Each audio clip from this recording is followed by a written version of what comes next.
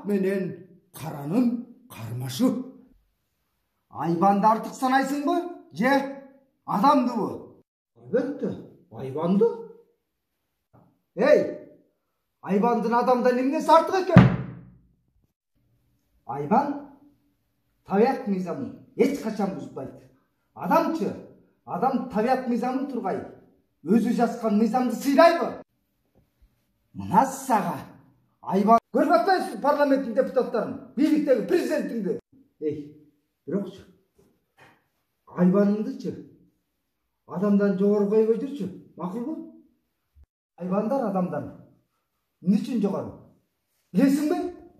Билесиңби? Үчүн жогору болот экен. Эй, жылжырабачы. Айбанда аң сезим барбы? Жок. Адамда аң сезим бар. Тилиң мокой түштүбү? Эй, айбандарда аң сезим болбогону менен, алар ургасын урабы? Урбайт.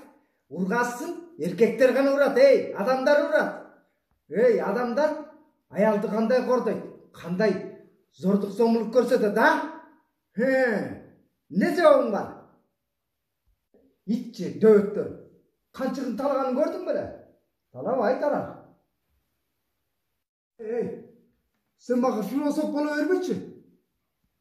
Эй, кайпаңдабай жооп бербейсиңби? Үчүн адамдын карасы ичинде.